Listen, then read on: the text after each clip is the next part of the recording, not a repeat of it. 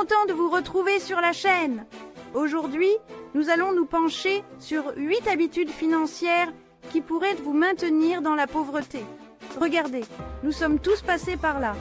Se sentir coincé dans une impasse financière, se demandant pourquoi nos comptes bancaires ne grossissent pas.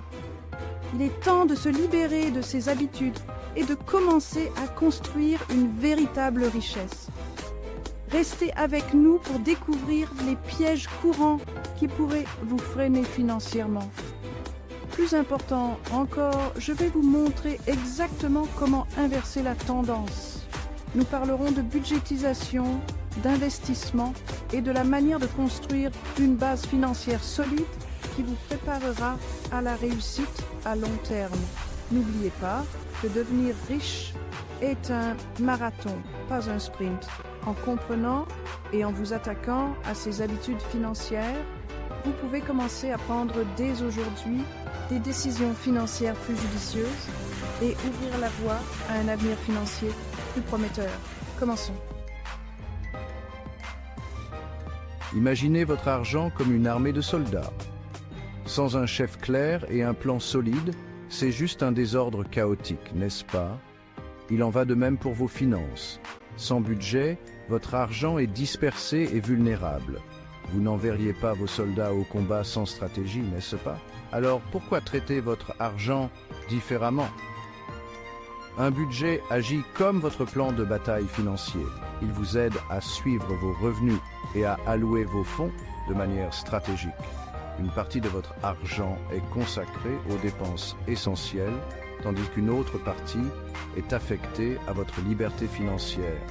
Sans budget, il est facile de dépenser trop. Mais avec un budget, vous avez le contrôle. Gérez votre argent avec sagesse et regardez votre patrimoine croître. Soyons réalistes, la vie est pleine de surprises.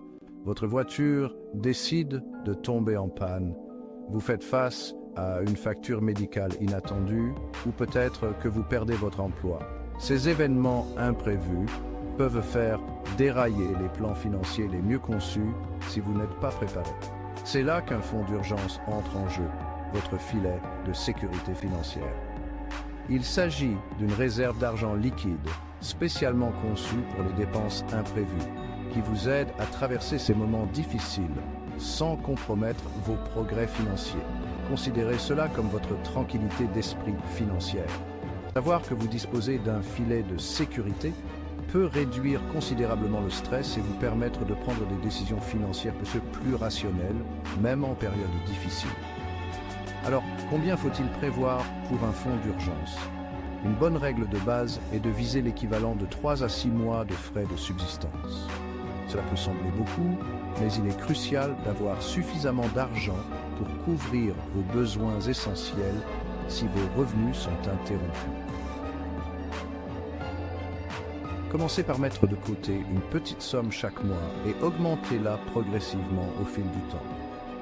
Envisagez d'automatiser vos économies pour ne même pas avoir à y penser. N'oubliez pas que la constitution d'un fonds d'urgence demande du temps et de la discipline, mais c'est l'une des mesures les plus importantes que vous puissiez prendre pour protéger votre avenir financier. Parlons de la différence entre épargner et investir. Souvent utilisés de manière interchangeable, ils servent des objectifs distincts dans votre parcours vers la constitution d'un patrimoine. Comprendre ces différences est crucial pour faire travailler votre argent plus dur pour vous. Épargner, c'est comme garer son argent dans un parking sécurisé. Il s'agit de préserver votre capital pour des objectifs à court terme ou des urgences. Considérez-le comme votre coussin financier pour les dépenses imprévues ou les achats planifiés comme un acompte sur une maison ou une nouvelle voiture. Investir, en revanche, c'est comme emmener votre argent en voyage avec un potentiel de croissance significatif, même si cela comporte un certain risque. Lorsque vous investissez, vous achetez essentiellement des actifs comme des actions, des obligations ou des biens immobiliers qui ont le potentiel de prendre de la valeur à long terme. Voyez les choses ainsi. Épargner, c'est préserver son argent, tandis qu'investir, c'est le faire fructifier.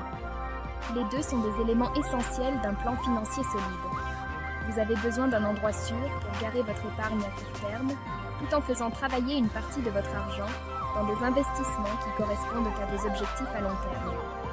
N'oubliez pas que la diversification est essentielle lorsqu'il s'agit d'investir. Ne mettez pas tous vos œufs dans le même panier. Au lieu de cela, répartissez vos investissements sur différentes classes d'actifs afin d'atténuer le risque et de maximiser vos rendements potentiels. La dette et l'effet de levier sont souvent utilisés de manière interchangeable, mais il est essentiel de comprendre leur distinction pour se constituer un patrimoine. La dette, dans sa forme la plus simple, consiste à emprunter de l'argent qu'il faut rembourser avec des intérêts.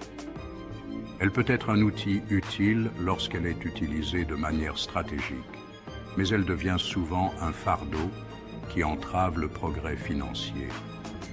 L'effet de levier, en revanche, consiste à utiliser de l'argent emprunté pour potentiellement amplifier vos rendements. C'est un outil financier sophistiqué qui, lorsqu'il est utilisé correctement, peut vous aider à atteindre vos objectifs financiers plus rapidement. Cependant, il est essentiel de se rappeler que l'effet de levier amplifie à la fois les profits et les pertes. S'il peut accélérer votre constitution de patrimoine, il peut également amplifier vos problèmes financiers s'il n'est pas géré avec soin. La principale différence réside dans l'intention et la gestion des fonds empruntés.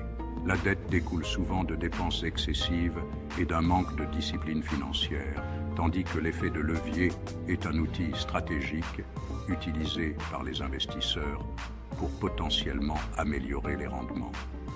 Avant d'envisager l'effet de levier, il est essentiel d'avoir une bonne compréhension de votre situation financière, de votre tolérance au risque et de vos objectifs d'investissement. N'oubliez pas que l'effet de levier n'est pas un moyen de s'enrichir rapidement, mais un outil qui exige une réflexion approfondie et une gestion disciplinée. Chapitre 6. Le pouvoir des intérêts composés. Les intérêts composés, on les appelle la 8e merveille du monde. Albert Einstein aurait dit « Les intérêts composés sont la 8e merveille du monde.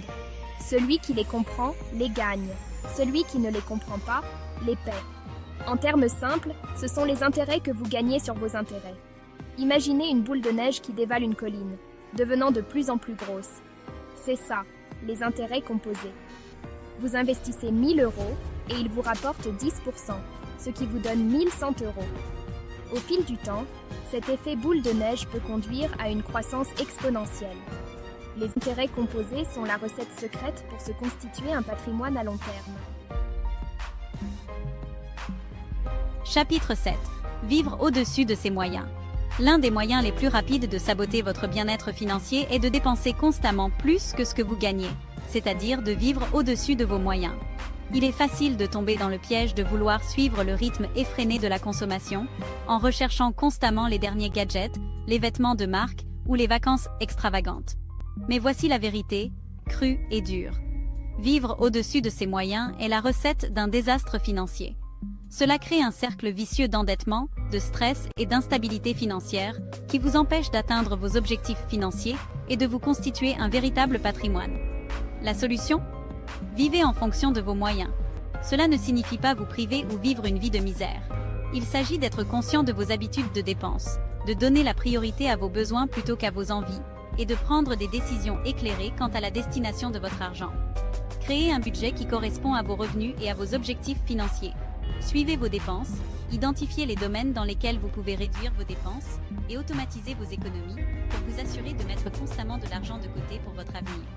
N'oubliez pas que la véritable richesse ne se mesure pas aux biens que vous possédez, mais à la liberté financière et à la tranquillité d'esprit que vous créez pour vous-même et pour vos proches.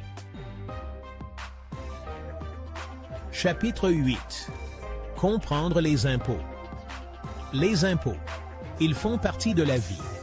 Mais au lieu de les redouter, pourquoi ne pas les utiliser à votre avantage? Comprendre le fonctionnement des impôts peut vous faire économiser de l'argent et même accélérer la constitution de votre patrimoine.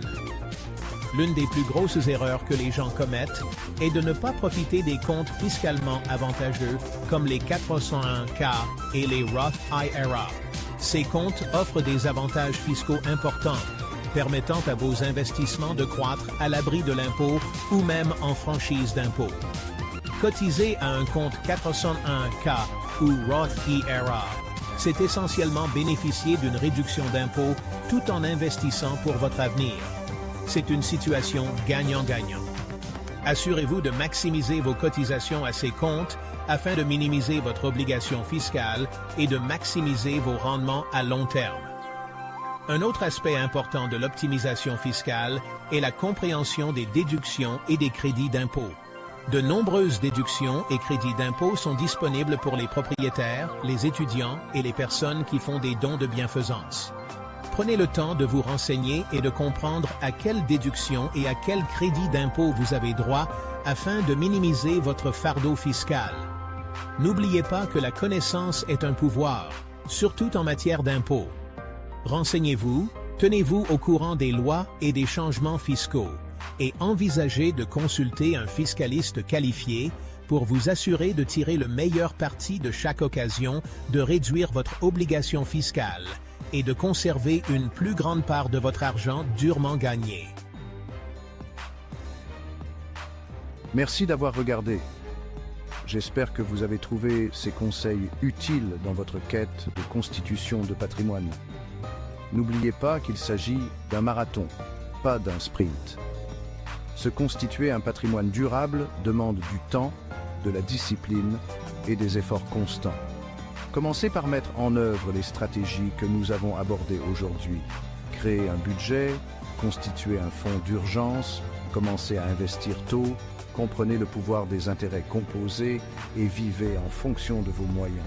Ces petites mesures, prises de manière constante au fil du temps, peuvent avoir un impact significatif sur votre avenir financier. Si vous avez trouvé cette vidéo utile, n'oubliez pas de liker, de vous abonner et d'activer la cloche de notification pour ne pas manquer nos prochains conseils sur la gestion de votre argent et la constitution d'un patrimoine. À bientôt.